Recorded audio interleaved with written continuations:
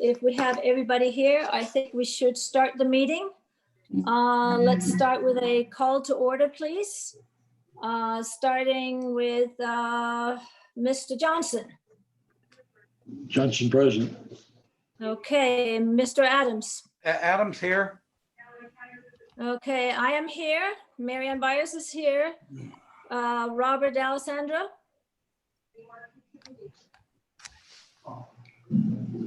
Robert is not here yet.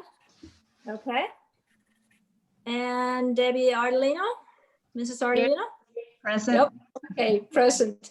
Great. I think we will wait a couple of more minutes since it's kind of a good day to have everybody here. So we're just waiting for Robert to show up on our meeting screens.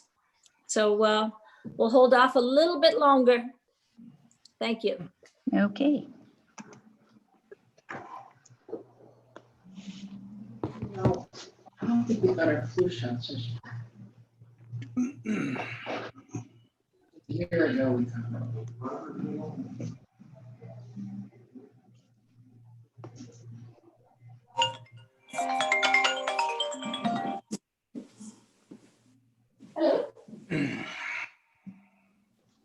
Yes, it's right now. We're just doing roll call and you weren't in. Oh, it's the same as always. The link should be in your Outlook. It's right there. You just push on that and then you should be able to get in. Okay. Let me, does anybody have the link right in front of them so I can tell it to Robert, please? No, but he could go to the CSD website and click on there. Okay. You can just, Hang on just a sec. I've got the two code numbers. Do you want me to read off the code numbers to you? yes, please. So do you have a pencil, Robert? Okay. Okay. 2 seconds. Ready? No, not quite yet. He's looking for a pencil. Yep. I don't know. Is Robert on now? No. No. No, you're not on. Connected. Okay. Oh, there he is. You're on now. Okay, I'm gonna hang up the phone. Okay, bye, Robert. They really should send the link each time. They did. It was Just hang up. Morning. Yeah, they did this morning. yeah. I'm Okay, present. I am glad you're in, Robert. And if we can just have you verify that that is you right there. That's me. I'm present. Okay, thank you very much. We will then commence with the Pledge of Allegiance, please. Jessica, can you roll that? I can. Okay, thank you.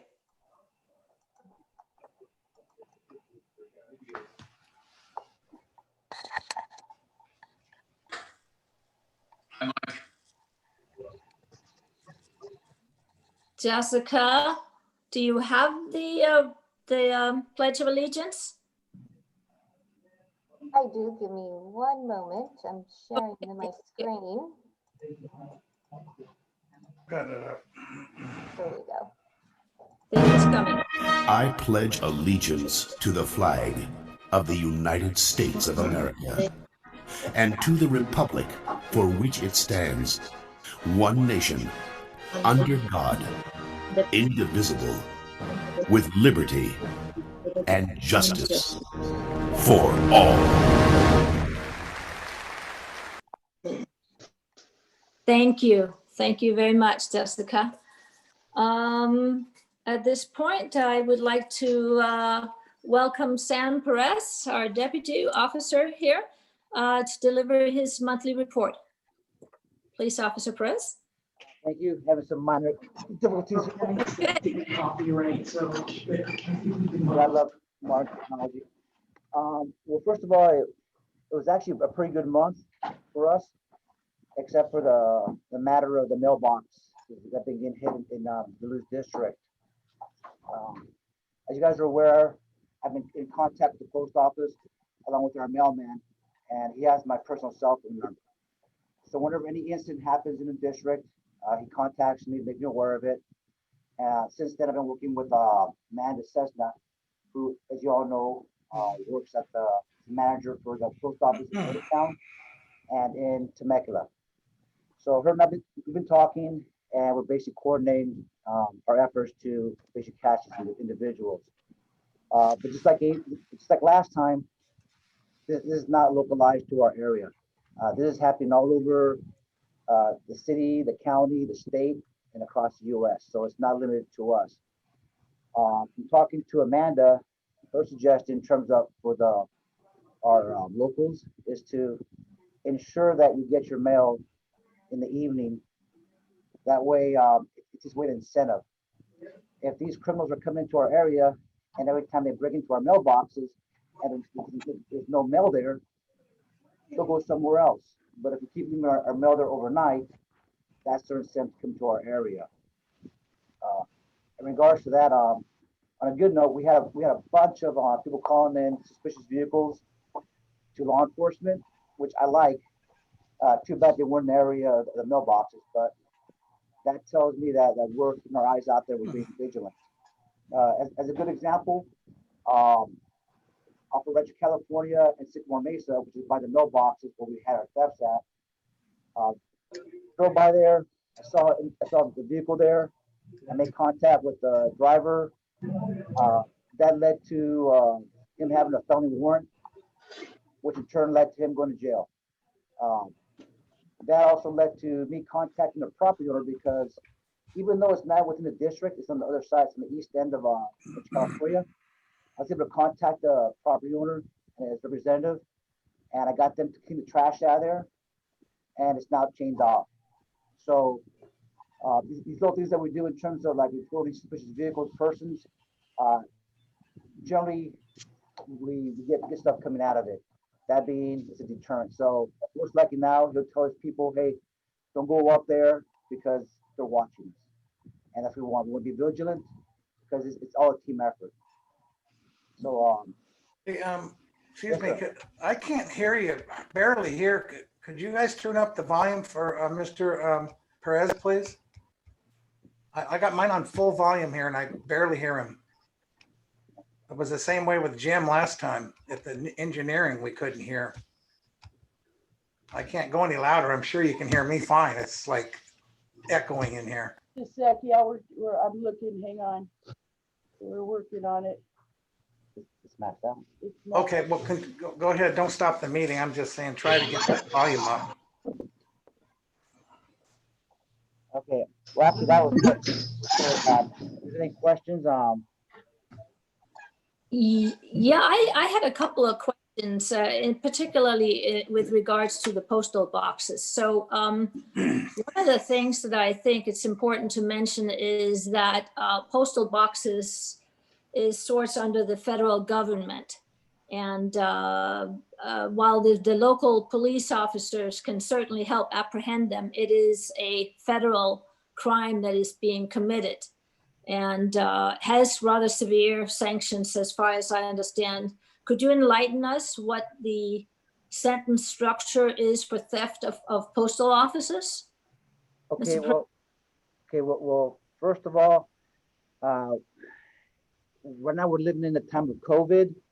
So generally with us, with misdemeanor crimes, felony crimes, we have new guidelines of who's in jail, who gets released early because of the COVID. So that's one thing where it's constantly changing because of what's going within our government. Typically, on average, you'll do half time if you get on good behavior. Half time, if it's a felony, depending on what type of felony it is, will determine how long you go to jail. So you get that number, then you cut it in half if you're good while you're incarcerated. Federal time is different. My understanding from last time speaking to the federal agents, is that they're mandated, you will do jail time, prison time, typically 80% of your sentence. So even if you're good, you still got to do at least 80%. So that's the big bonus in terms with the federal government, is that they will keep you incarcerated longer than we will. Right, right. Also, I have, since I've lived up here in the area for a really long time, it seems like we periodically get a rash of these thefts. And it seems to me that it's especially bad around the holiday time, starting in November, December, and, ending with New Year's. And then it kind of seems like it dies down a little bit again. These things happened. I wasn't personally impacted, but I used to have mailboxes that were the opposite way of going down into town. So I finally found that the solution for me was to have a post box in town. It alleviated any theft problem, and it was just easier for me to get to. So while it's not a perfect solution, if people are expecting a lot of important stuff in their mail, they might want to consider having a mailbox in town. And there happens to be one in Old Town on Jefferson, so it's kind of convenient for a lot of people. So I just wanted to add that to it, because it is just something that kind of happens periodically despite our best efforts. Yes, ma'am, it is a federal crime, and that's why the postal inspector has it's their handle, their jurisdiction, and we basically assist them in these matters like we are doing right now. Right. So anybody have any questions for Mr. Perez? No, but Marianne, I'd like to add to that. Unfortunately, our mail kiosk was one of the damaged ones on Sycamore Mesa. In our particular case, it was the master lock. And so once you get the master lock, everybody else is shut down in that unit. So today I waited in line. I was number 15 at 9 o'clock this morning to pick up my mail.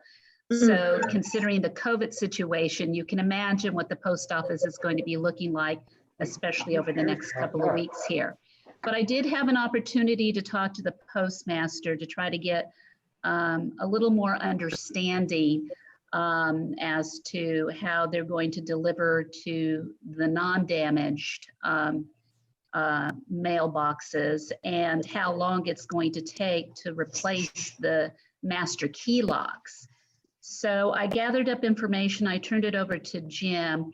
The one concern I had was that she really does not know how long it's going to take to get the master locks. So that's a big issue right there. And they will not put a notice on the respective stations that we have up here. We have 11 or 12, I believe, letting people know that if you're not getting the mail, you need to go down to the main post office and until further notice. So I passed that on to Jim as well. And I did get, her name is Alicia Milan, I believe. She gave me her personal contact information, and I turned that over to Jim so that they can try to coordinate some efforts here. Because we did run into our delivery guy late this morning, and he indicated that Sycamore Mesa, for example, even though our unit is completely shut down, as well as I believe one other one, that he will continue to deliver where he can. But if the master lock is out of commission, you're out of commission. But if individual slots are only affected, he will continue to provide the mail to those that have not been damaged. So that's what he told us today around the noon hour. So I asked Jim to just kind of re-clarify that with Alicia when he gets an opportunity to do so, and try and get this information out to our folks out up there in the hill there, because we're starting to get some questions on that. Absolutely. As I mentioned before, this is not the first time. It's kind of happening periodically through the years. We had an incident like this, or incidents like this, I think within the last year and a half, and Jim was able to follow up on that at the time. Jim, can you recall, or can you let the board know what you were able to accomplish last time around? Because that seemed like a pretty good solution. Last time we came to an agreement with the what used to call it property management department of the Postal Service down in San Diego. And so this time, Monday morning, our field crew went out and reviewed every mailbox location and photographed the damage. And we put together a report to them, which what that does is it cuts the repair time in half, because they don't have to send somebody out to do all the evaluation of what's been damaged.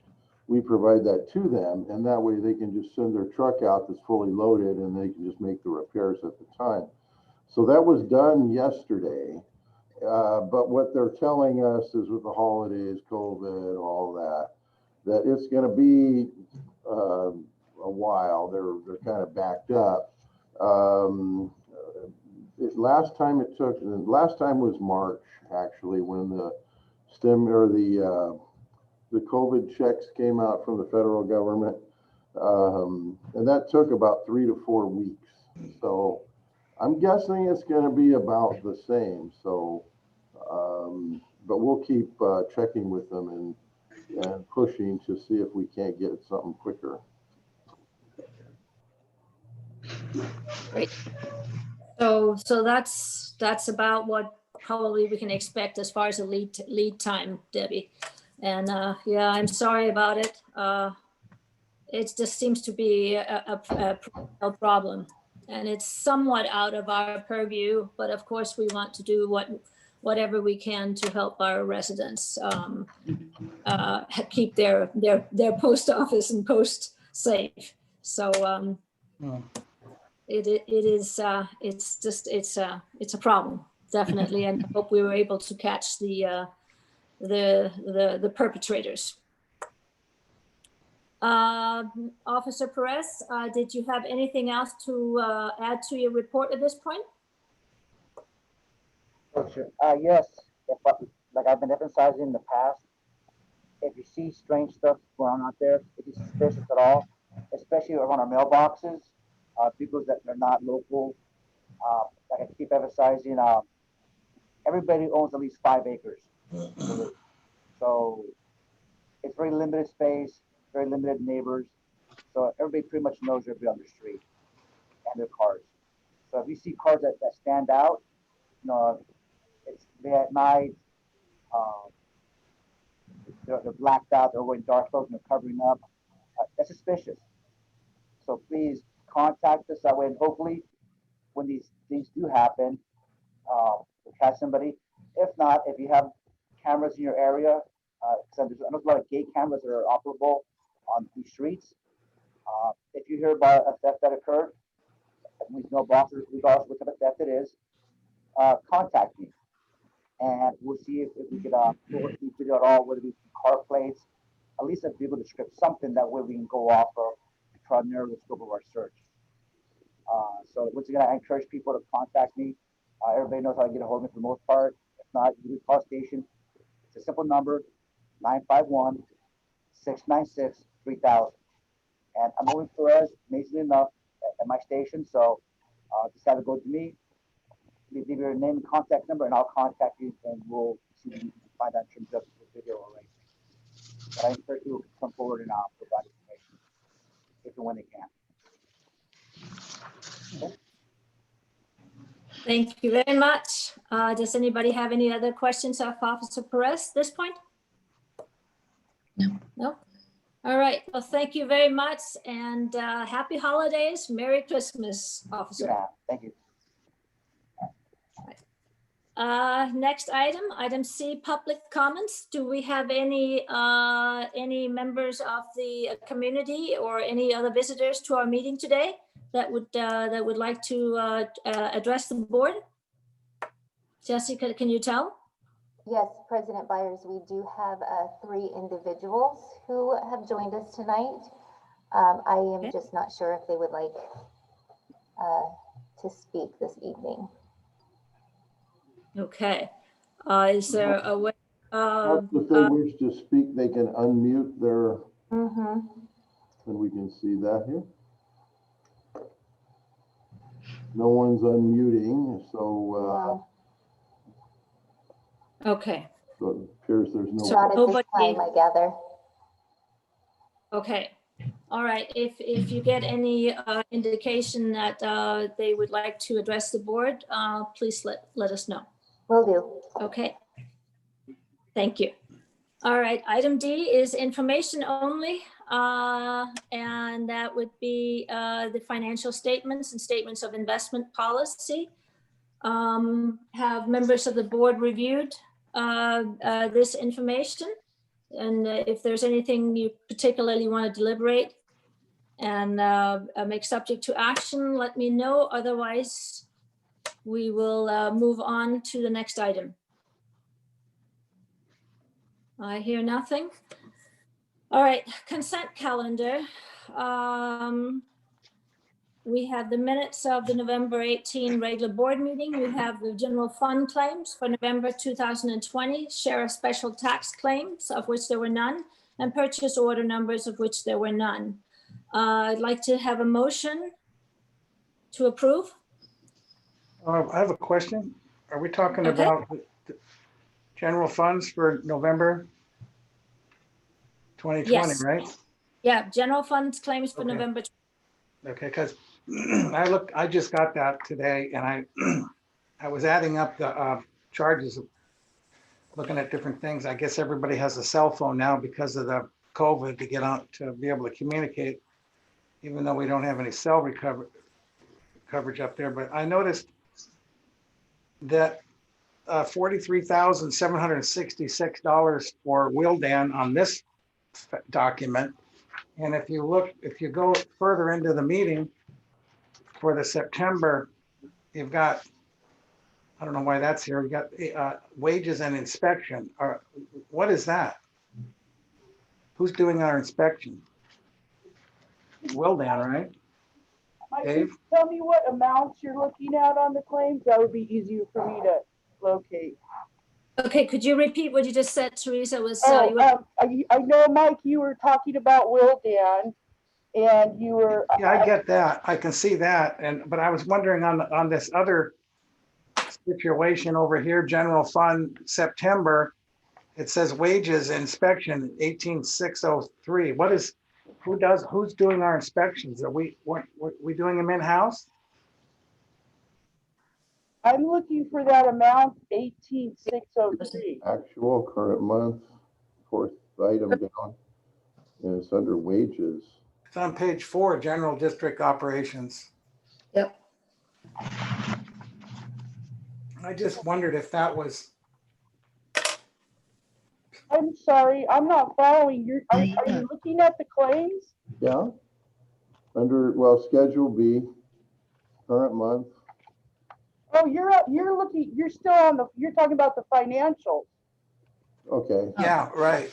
I didn't know. Yeah, we gonna talk about that later? Oh, we just passed that and we were moving on to, Mary Ann said, the minutes and the claims and all of that. So you're still asking about financials, the information. Well, that's okay. I don't care where we are. I'm just asking a question. What is inspection? Who does our inspecting? Nobody knows the answer to that? Wages. Oh, here it is. Page 4. Wages.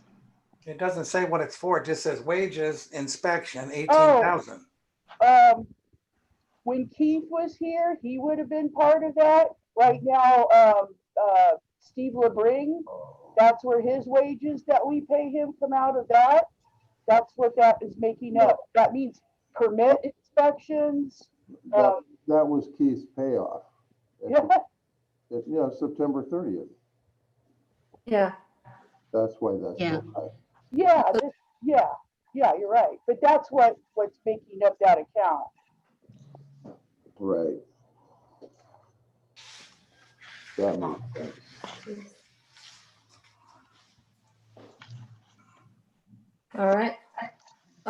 Does that answer your question? Did you say, I heard you say that was Steve Liebring's wages? No. No, that was Keith's payoff. His last wages as he was leaving. It was his sick leave and all that, vacation. Oh, Keith, you're talking about Keith? Because that was Yeah. September 30th.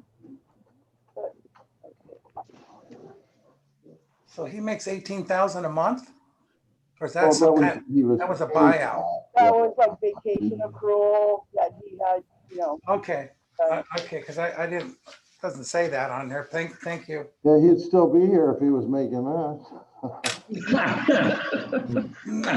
I'd be applying for the job. But I do want to make a clarification that a small portion of that, when when Steve goes out into the field and he does permitting inspections and things of that nature, that will get posted to that inspection account.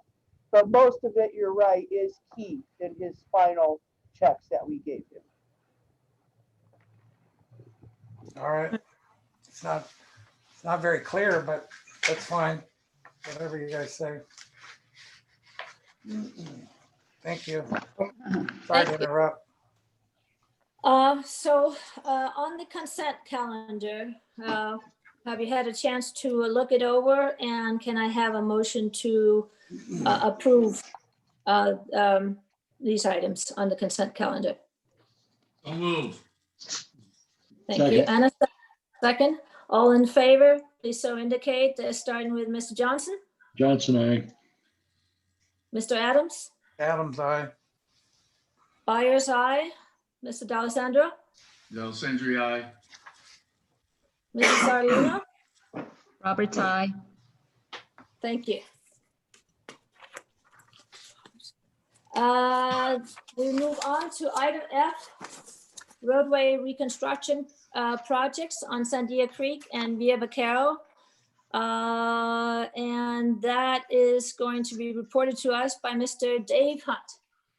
Thank you. Yeah, since I have the next three items, I'll just go through all three of them because they're very Okay. short, pretty much the same as last month. The Sandy Creek, Via Vaqueros environmental stuff, the office staff there needs to set up a number with all the environmental firms to get that started, and that's going to happen. We're going to walk them through that hopefully this week, and then that gets that clock ticking. Oh. So that's good. The slurry seal project, they finished the slurry seal on that, and they're doing striping out there. I'll kind of let Steve talk about the striping when he does his part, because he always shows you pictures of the striping. So I'll let him cover that. And then on Buena Vista, on that environmental work, we have a meeting on December 22nd with the Riverside County environmental people to walk through the whole, what we have, the process, and get their kind of buy-in. They agreed to meet with our environmental people before they turn it in. And then we have a meeting with them on January 13th to submit everything. So we're kind of having a pre-walkthrough to make sure we answer all their questions and get that in the final report to give to them. So they're doing some extra due diligence on that. And kind of amazed we got a meeting with them in December, especially just a couple of days before Christmas. So, so that's progressing along. So with that, I'm really done. There's nothing else different. Okay. Are there any questions from the board today? No. All right. Well, thank you very, very much, Dave. Sounds like we are finally kind of moving along on our projects on Sandia Creek and Via Vaquero, and I'm very pleased to hear the progress we're doing on Buena Vista. So thank you for good work there. Okay, it's moving, but it's moving still kind of slow. But it's the time of the year and the whole coronavirus thing. COVID, as Yeah. they say. Yeah. Thank you very much. Okay. We move on to item G, traffic safety. That would be presented by Steve Liebring. Thank you. Thank you. We have a presentation tonight. Jessica will be putting that up for you. I shall. Give me one moment.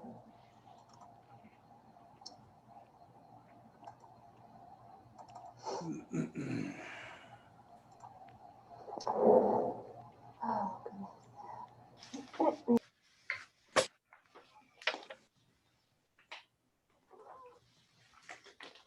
Nothing.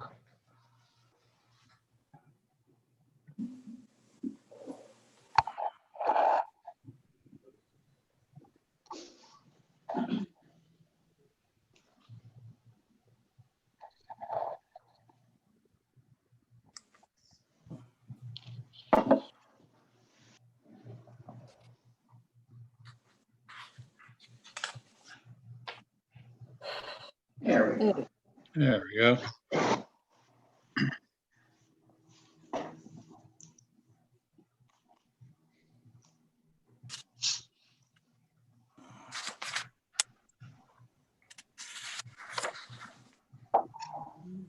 Okay. So as Dave mentioned, the slurry project has pretty much completed all the slurry work and everything associated with that. And so now we're in the striping phase, and nearly all the streets have been done. There's just a few left to do. I'd say we're probably about 80% right now as of today, and each day that's growing quickly. So it's getting striped. Next one. Every street is getting fresh center lines, fresh edge lines, and raised pavement markers that look like this. Excellent. Also, we're adding thermoplastic legends for all the stop legends and stop bars, arrows, stop aheads, things like that.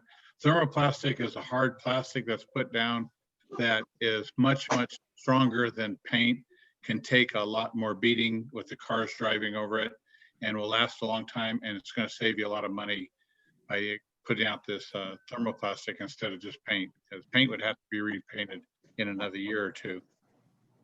We've been moving the speed sign around. It's over on Carranza right now, and we keep moving it around to just help drivers exercise due caution when they're driving and watching their speeds, especially during this holiday season. With the county, we had a new sign put up there at Rancho California Road as you approach Avenida de Oro to warn the trucks that there's no trucks over 7 tons allowed on Sandia Creek to just cut through. If they have business in the area, they of course can use any street in the district. But if they're just shortcutting from Marietta or Temecula to Fallbrook, that can't happen on Sandia Creek without fear of a ticket. Now that is a lovely sign. I happen to notice it looks like it's covering up another lovely sign. And that sign is scheduled to be relocated on Friday to a little farther away, so you don't have that. County put it up right in front of our sign, so we were there first. Yeah. But I'm still very happy to see that sign. That is going to be very helpful. So that's wonderful news. Thank you. Can I ask a question about that? How does a trucker carrying a load to be delivered know that he can do that when the sign doesn't indicate that if he's delivering, it's okay? The sign just says 7 tons, don't go that way. Yeah. Yeah, that's covered in the vehicle code. It's something they learn as a trucker. They would learn that. It kind of goes with other rules of the California Vehicle Code. How do you know not to park next to a fire hydrant? You know, somewhere along the line you had to learn that, and you know, so we don't have to post it even. So same thing here. It's the same kind of restriction that if you have delivery, there's no restriction on fair trade like that.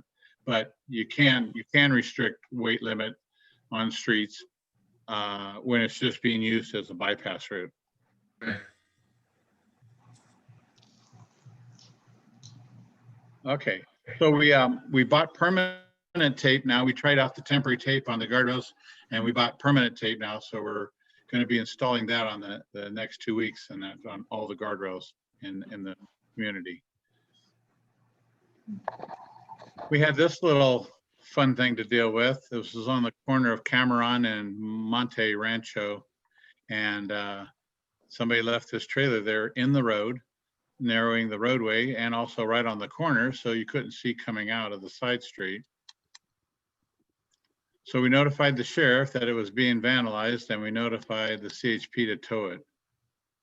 And now that's what the intersection looks like for the driver trying to exit now. So the hazard's gone and the visibility's been restored again. And that's my traffic report. If you have any questions, I'd be happy to answer those.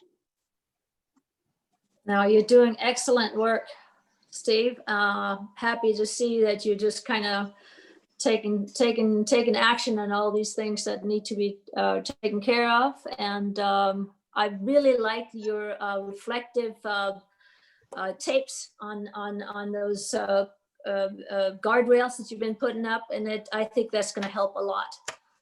So all in all, I think you're doing great work for the district, and I do thank you.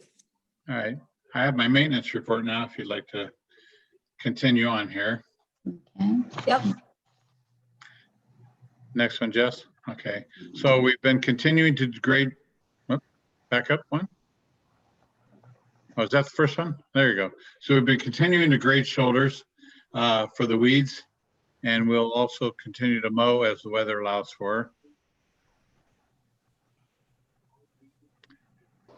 We took care of a visibility issue at via Gorion and Ridgeline. Some large growth was in the channel. It was not only blocking the drain, but it was 6 or 7 feet tall, and it started to obscure the vision for the drivers. So that was the before picture. This is now what the corner looks like. All the growth is gone and the drain flows good on both sides. I think the next slide shows this was the backside outlet drain, and that was cleared earlier today.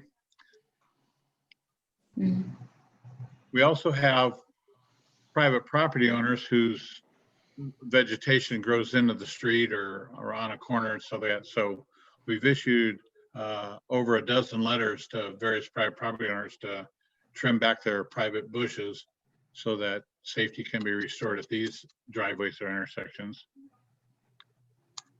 This is an example of some upcoming activity. We have a lot of large growth at the 2 dip inlets at De Anza and Buenos Campos. So we're going to be scheduling to rent some equipment to get in there and rip a lot of this out before the rains start coming.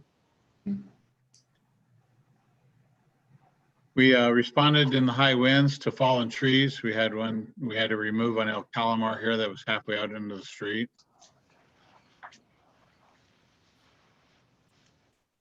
High winds also blow down a lot of our signs. And so this is an example of one of the ones that got just blown right out of the ground.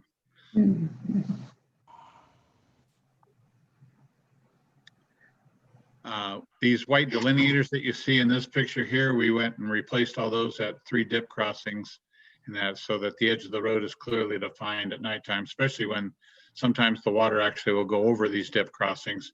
So they kind of become like a marker for where the edge of the road is too.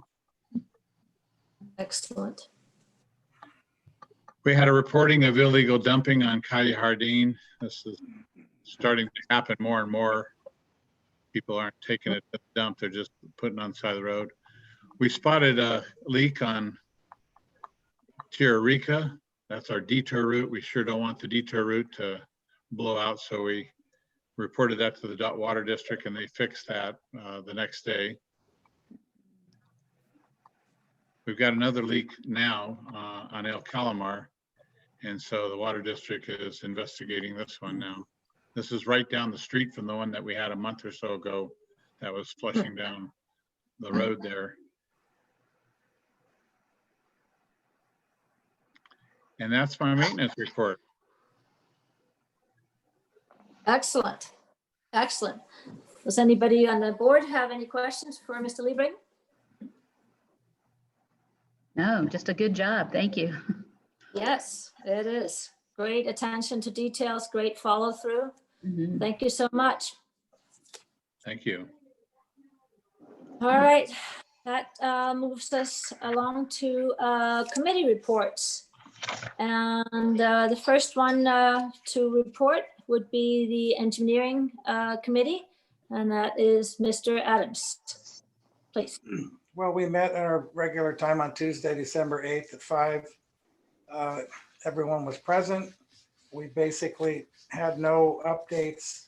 Everything's a status quo, like Dave said, on the 3 projects. And one thing that we have the field crew reports and the rest of the stuff. Anyway, I was thinking about some things that the district used to do, and I wanted to ask while I had the floor, who is, when someone wants to build a new house and they need to get a driveway permit or, for driveways and utilities and all that, who's handling that? I do. You know? I do, Mike. Oh, you're doing that? Okay. So people, are you in the office or what do they do it by email or? They send it to Jessica and Jessica sends it to me and I take care of it. Okay. Then who do we, on emergency road repairs, how does that flow chart look? I mean, if we had one, that something comes up, what happens there? Somebody calls the district and then it goes to who? You, Steve? Are you talking about like a pothole type of thing? Well, or, something, say we have rain and there's a washout or something, like we normally have. How does that go now with no one?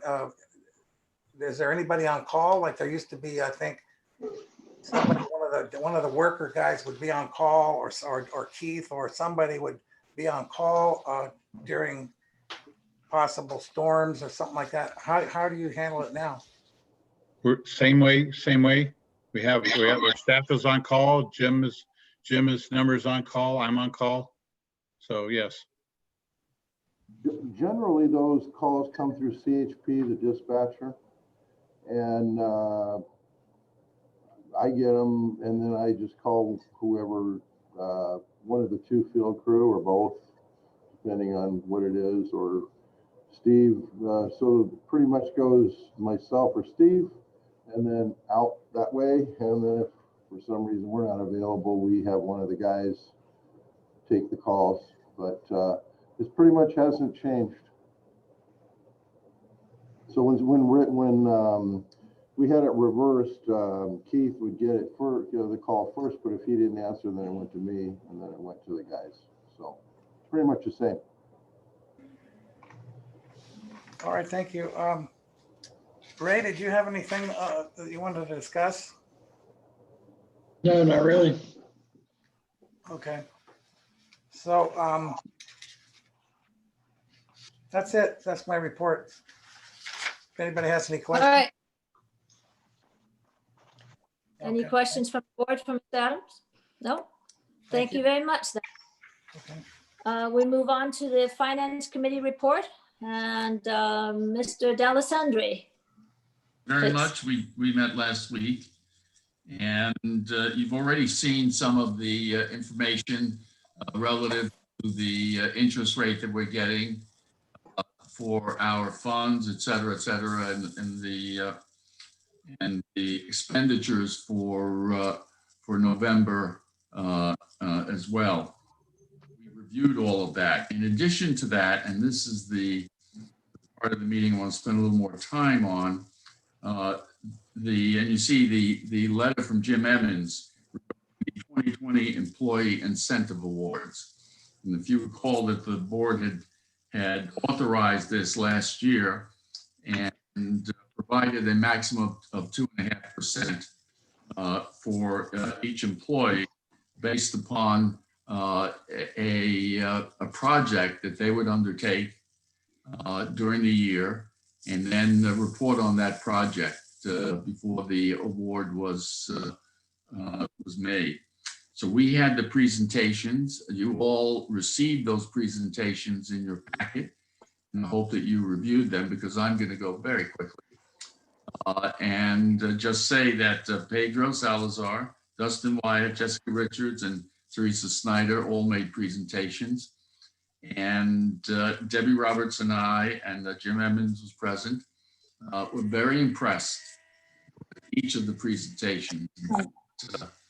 In fact, we were so impressed that we recommended that they, at some point in the future, make presentations to the board about items that they're doing and items that are relevant for the board to know about. So that was one of our recommendations. And I think we'll be seeing them coming to the board and making those presentations in the future. So after the presentations, Debbie and I met and discussed the incentive to be awarded to each of the individuals. So you see there, just to review what the projects were, Pedro Salazar identified, photographed, and rated about 700 culverts, documented them in the system. Justin Wyatt did research, evaluated, recommend in-field maintenance software applications, and all that's above my head, so I can't even tell you about it, but that's what he's doing. And he's in the process. He hasn't finished that. So that's an ongoing process. And perhaps when he does finish it, we can even present that to the board. Jessica Richards developed and implemented our electronic meeting system. COVID compliance, and if you visit the office, know that you must sterilize your hands before you can get in. Jessica's right there with the sterilizer and make sure that, that we're all COVID safe. Excellent job of that.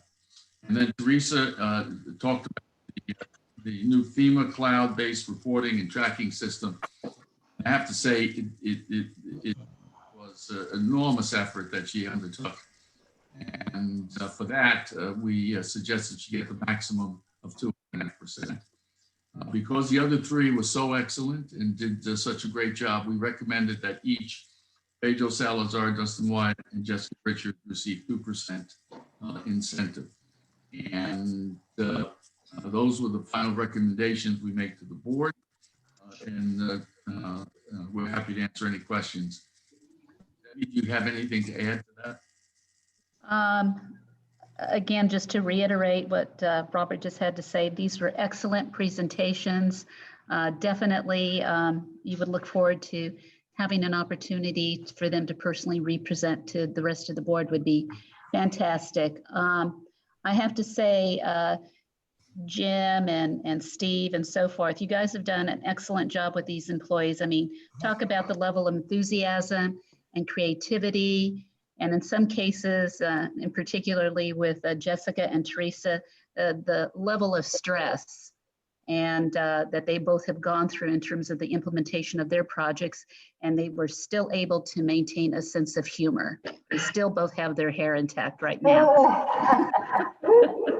So anyhow, just some really great employees. We're very fortunate here for the CSD. Thank you. Thank you. So Mr. Emmons, at this point, seeing that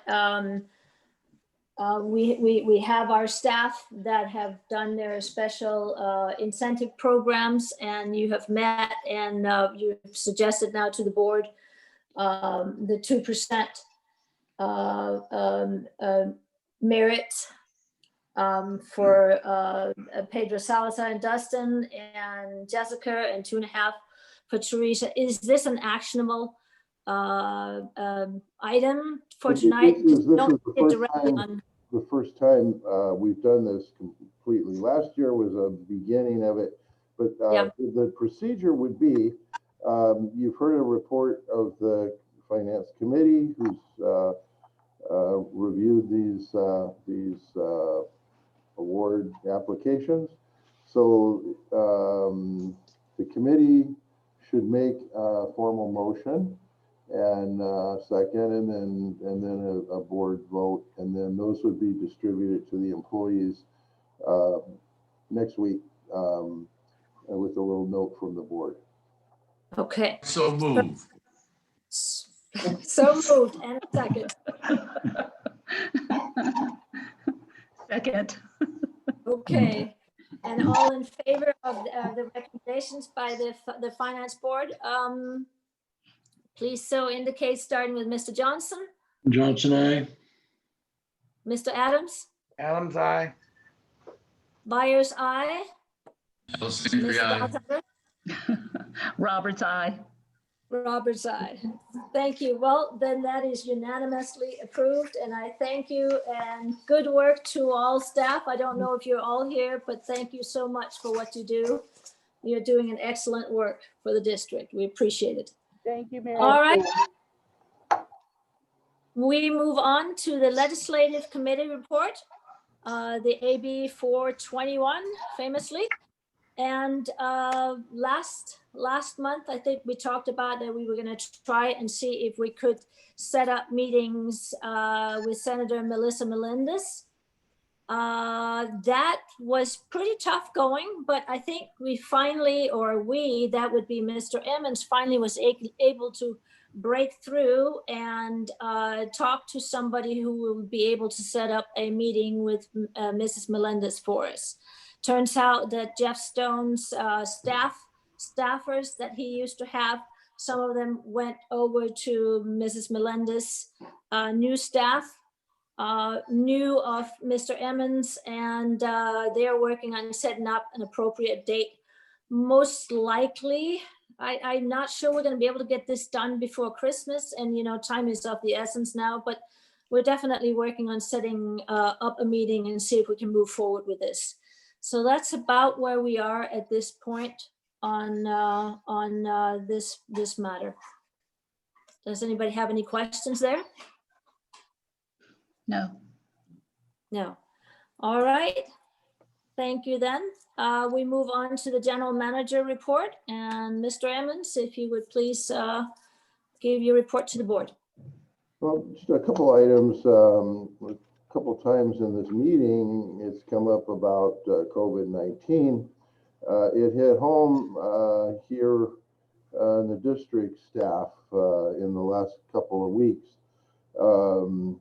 Two of our two and only field personnel both tested positive on the same day. So Steve and I put on our hard hat and jumped in the truck with a couple shovels, and we were your field crew last week. Fortunately, the weather cooperated, and we were heroes, weren't we, Steve? Anyway, they returned back to work Tuesday morning, and they've been picking up all of our mess, Steve and I's mess we left out there, and all went fine. And so we're hoping that the virus stays right where it's at. Fortunately, neither of them had any symptoms, so that's a very good thing. And we're checking in with them just about daily to see how they were doing. And I guess ought to be young again. So anyway, they did well. They're feeling well. They're back to work. But I did want to mention, I kind of get reports every day at home about how this is going out in the community. And where my wife works, a couple of months ago, they were down to like 3 people in the hospital at any given time. And this morning, she told me they've passed the 110 mark. So with a substantial amount of that, or a good percentage of that being in ICU and on ventilators. So I can honestly say it's real. And Jim, so we're going back to March. And so here we're having a little staff meeting tomorrow, and we've got to be really serious. And and Jessica, she is the neat queen here, and is constantly making sure we all go by the rules and the place is kept clean. But we're probably going to have to even do a little bit better, because I can see this is getting worse. So anyway, that's the situation here as it relates to the district. But everybody needs to be really, really careful and really safe, because this is real. It's real like a test. So another issue, Sandia Creek Gate. I think it came up at the engineering committee. Somebody asked me a question. I believe it was Mike asked me a question about if I heard anything. No, but a few days later I heard, or actually just Monday, I believe, Monday evening or Tuesday, yesterday, there was a Zoom meeting by the folks in San Diego County. Debbie actually watched the meeting. I did not, but I wanted to let you know that there's another Zoom meeting on next Monday. And this is moving ahead, and actually perhaps Debbie could just briefly tell us what you saw on this. It's quite a ways out, but it's moving forward as I understand it. So maybe you could just fill us in if you don't mind. Sure, not a problem. So anyhow, yesterday's meeting was with the Fallbrook residents on the 2.2 stretch of road right there, along with the Fallbrook Community Planning Group. And the meeting was strictly with regards to the gate and going through all the technicalities thus far in terms of receiving approvals from the fire department, from the police department. Environmental individuals were there as well. And it was an open forum as well for Fallbrook community and folks like us in Duluth, since we could be affected by the gate. It was a fantastic presentation on the part of this small group of residents there on that 2.2 stretch of road there. And I asked them to forward to me it via email. So I'm going to forward it to you, Jim, when I get an opportunity tomorrow. But anyhow, it was all very positive to the extent that the residents there got approval to go to the next step, which is this meeting on Monday. And they predicted to me right now where they're at. They're about 85 to 90% sure that this is going to go through. Now, Monday's meeting is will include this action item. In fact, they're action item number 6. So people are limited to 3 minutes. So pros and cons, et cetera, et cetera. So they're going to hear some more from other folks. So they'll get that input. But the Fallbrook Community Planning Group had one particular individual that I found very interesting.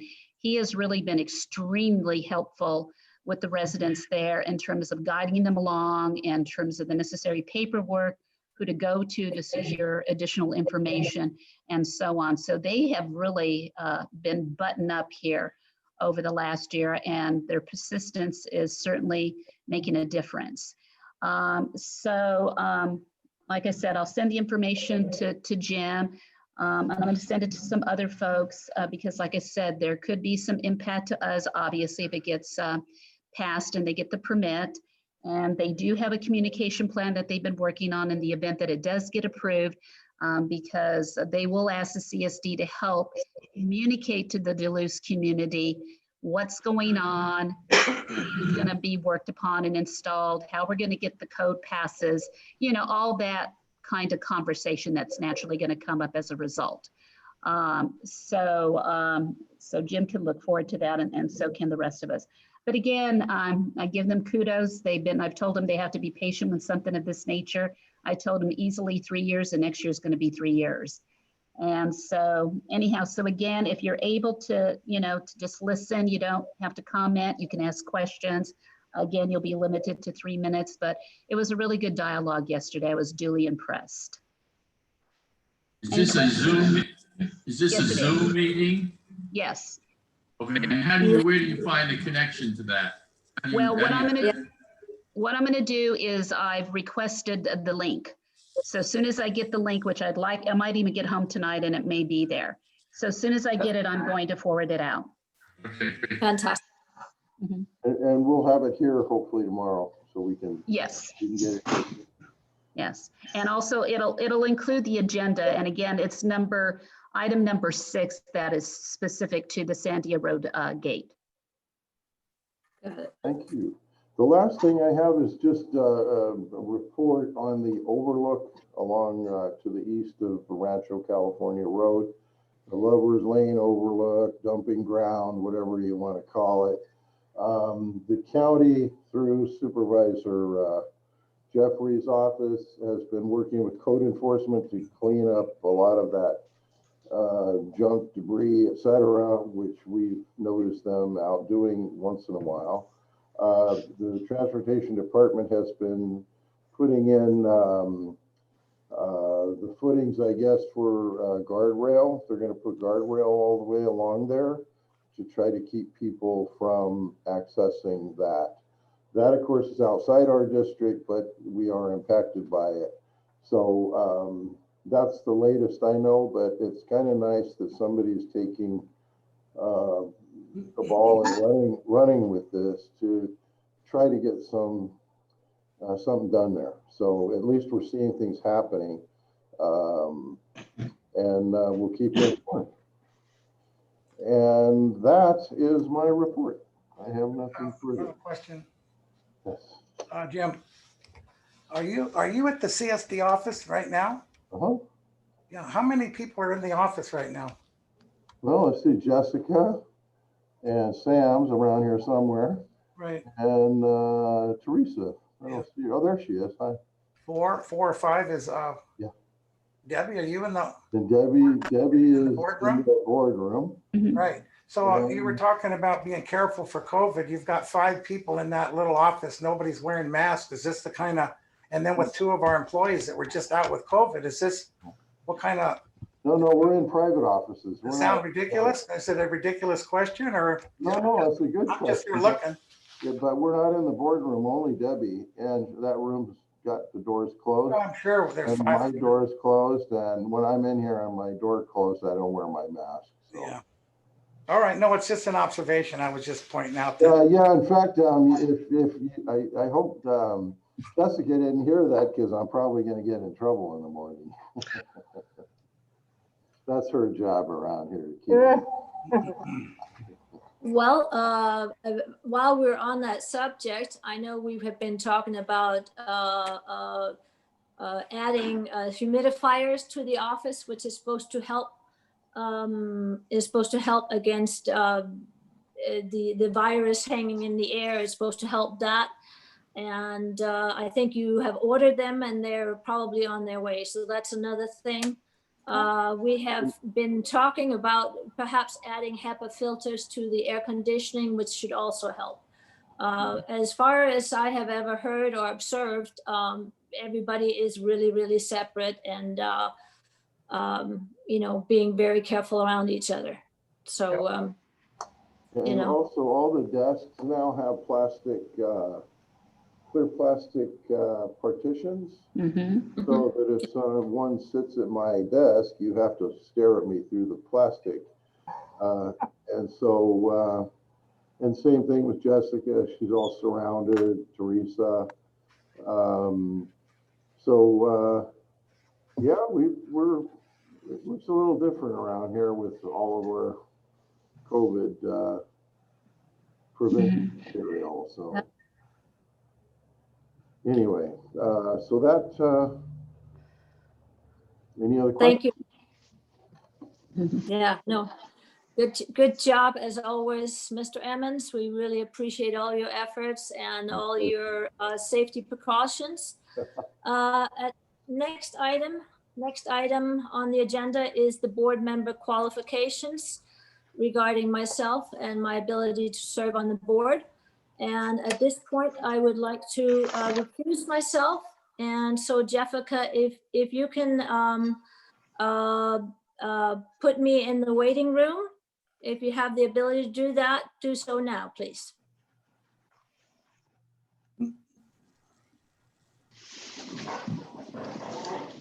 Okay.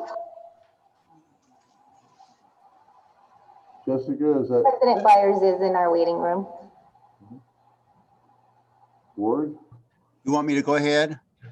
Your item, yeah. All right, well, we had a situation, Jim asked me to look into this. We've discovered that a district attorney, investigator was investigating President Byers regarding her residency and whether or not she was qualified to be on the board. He's contacted her several times and even gone so far as to encourage her to resign. And he's evidently been, trying to discover where she's living and interviewed the owners of the rental unit that she rents on the Duluth Road area and talked to both, I think her name's Kathleen Hamilton and her husband at different times. And so the reason why this has come up is because although Marianne did live in the district and have a house that she and her husband owned back in 2017 when she got elected, She since sold the home and moved into a rental unit in order to keep her residency in the district. One thing I should mention first is that since we were asked to look into this, we did some legal research on the issue and have created a memo that has been distributed. Did everybody get the memo and have a chance to read it? Yes.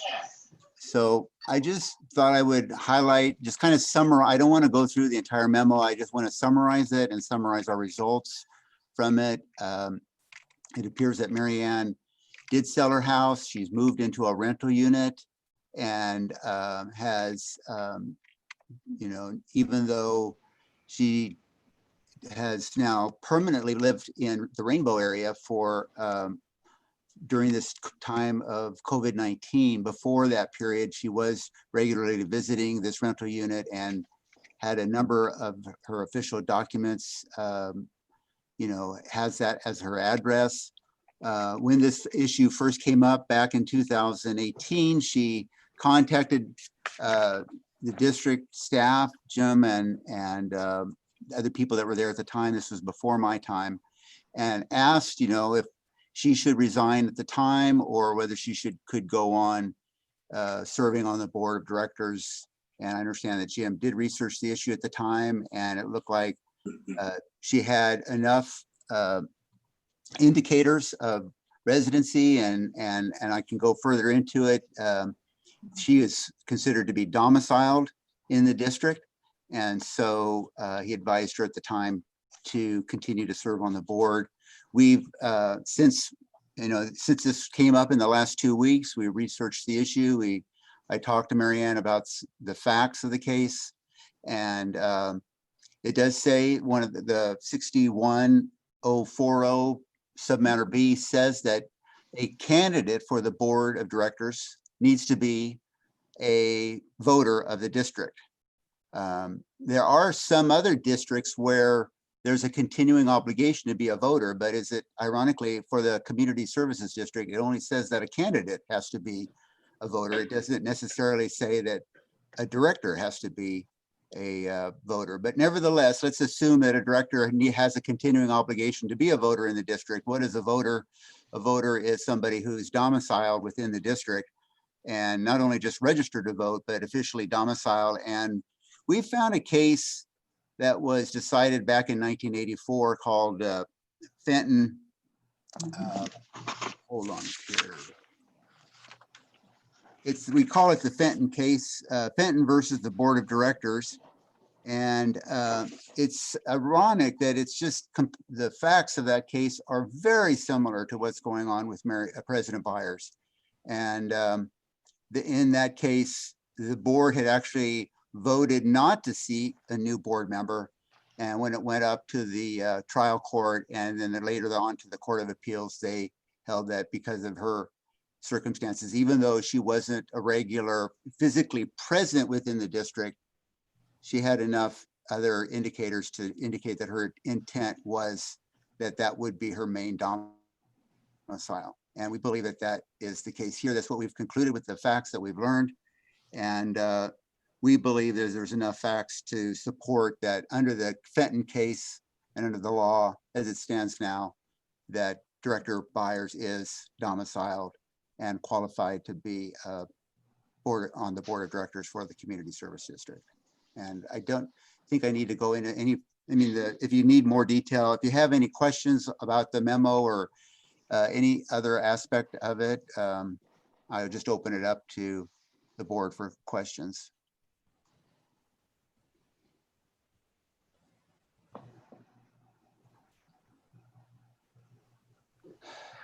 So I think the board should affirm that Director Byers is domiciled within the district and qualified to serve on the board of directors. And we should do that, and I so move. Second.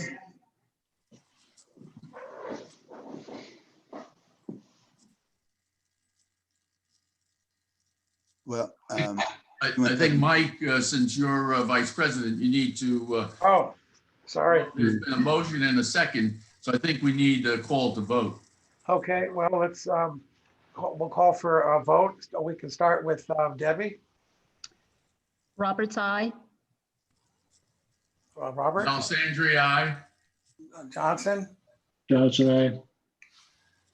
and that leaves me. I'm going to abstain because I just read this thing 5 minutes ago, and I don't know how we could make a determination based on, I like Mary Ann and I think she does a great job, but I'm not comfortable with this whole thing that we just found out about just a few hours ago. So I think there's enough votes. It's 3-1, 3 and 1 abstention.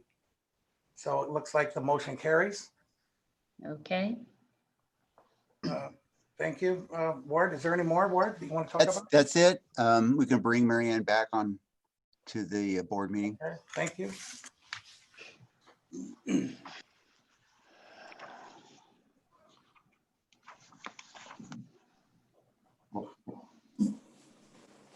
President Byers, are you there?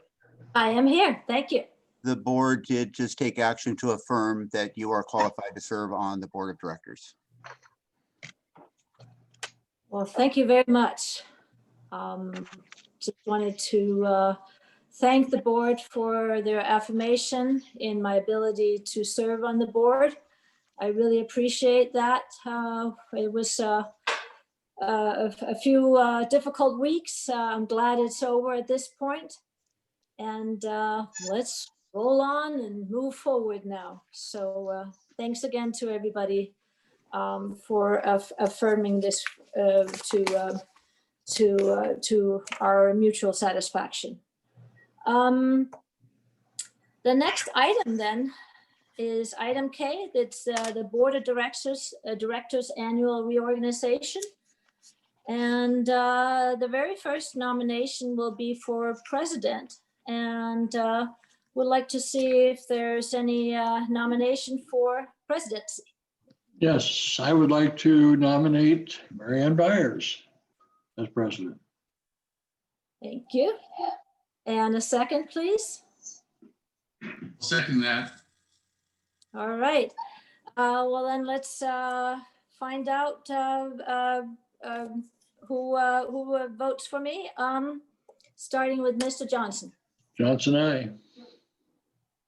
Mr. Adams. I'm abstaining due to previous abstentions. Okay. Byers, aye. Mr. Alessandri, aye. Roberts, Ms. aye. Thank you. Well, the I will have it. I will serve as president for the next year. Next, we come to the election of vice president, and would like to see if there's a nomination for vice president. I would like to nominate Debbie Roberts for vice president. I'll second it. All right. Let's have a vote on that, starting with Mr. Johnson, please. Johnson, aye. Mr. Adams. Byers, aye. Mr. D'Alessandri. Alessandri, aye. Mrs. Roberts. Aye, aye. Okay, the ayes will have it. Thank you. Third item, election of treasurer. If we could have a nominee for treasurer. Nominate Robert. Okay, and a second, please. I'll second. All right. And please so indicate your preference by voting aye, starting with Mr. Johnson. Johnson, aye. Adams, Mr. Adams. Byers, aye. Roberts, aye. Alessandri, aye. All right, it's unanimous. Thank you very much. We now have a board. At this point, we need to nominate and appoint committees, starting with the engineering committee.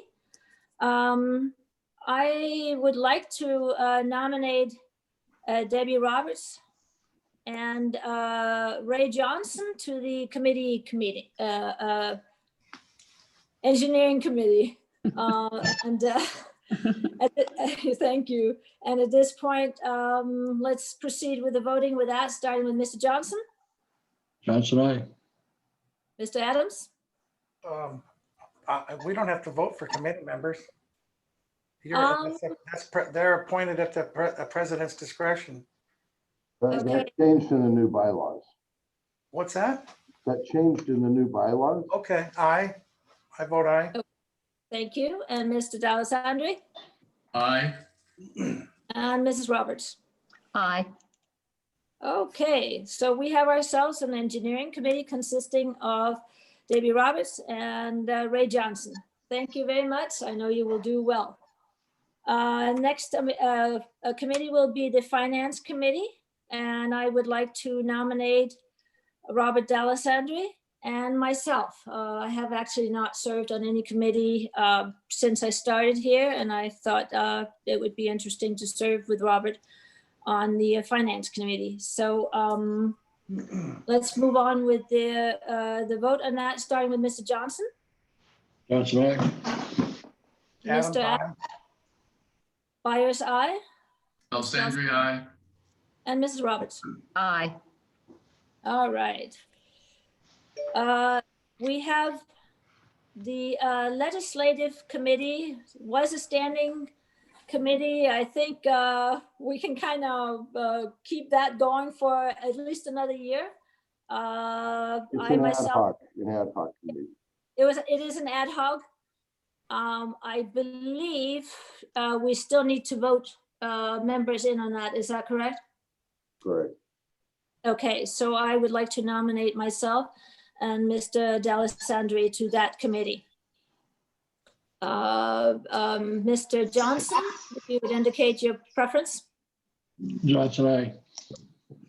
and Mr. Adams, aye. Byers, aye, Alessandri, aye. and Ms. Roberts.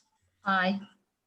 Okay, last committee, not quite a committee, but it's the negotiators for staff and the memorandum of understanding.